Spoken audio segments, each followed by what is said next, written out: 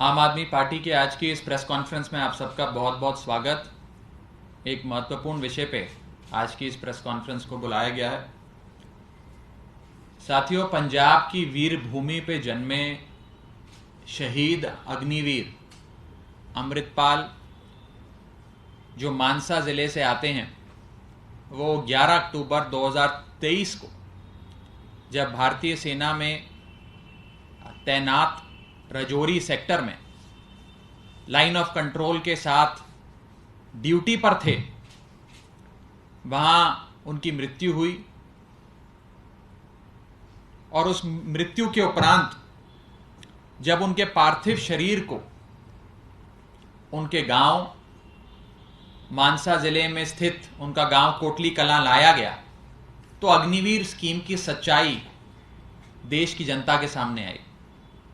आपको याद होगा कि जब अग्निवीर योजना भाजपा सरकार लाई थी सेना में युवाओं की भर्ती को लेकर, तब अग्निवीर योजना के बारे में कई सारी आशंकाएं जाहिर की जा रही थी। आम आदमी पार्टी ने भी बड़ी बुलंदी से अग्निवीर योजना की आशंकाएं जाहिर करी। कई महत्वपूर्ण प्रश्न उस योजना से संबंधित भारत सरकार पे, मोदी सरकार पर दागे, लेकिन उस समय भाजपा सरकार की कान पर जू नहीं रहेंगी। लेकिन आज ये कहने में मुझे कोई गुरेज नहीं है कि जिसका डर था वही हुआ, जिसकी शंका थी वही हुआ।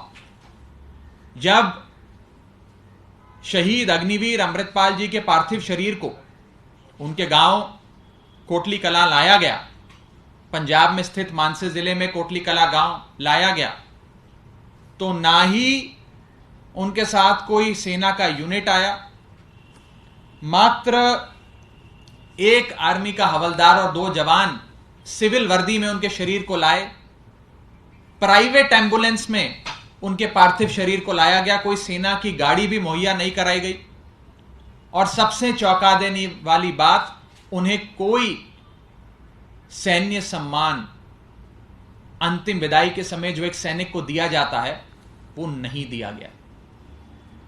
इस अग्निवीर योजना के चलते उन्हें और उनके परिवार वालों को ना ही कोई पेंशन भी दी जाएगी और ना ही उन्हें कोई शहीद का दर्जा दिया जाएगा।